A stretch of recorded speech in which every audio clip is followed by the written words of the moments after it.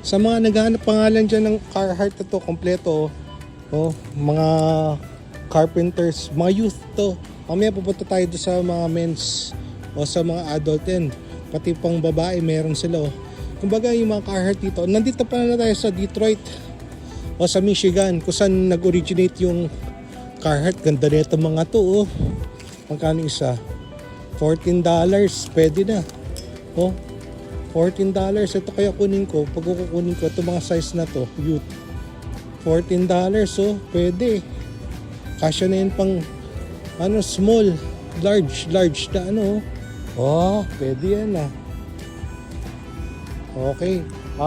Yan, natatagpuan lang dito sa grocery o sa supermarket yung ano, yung mga Carhartt dito. Pero ito, mukhang pwede ito.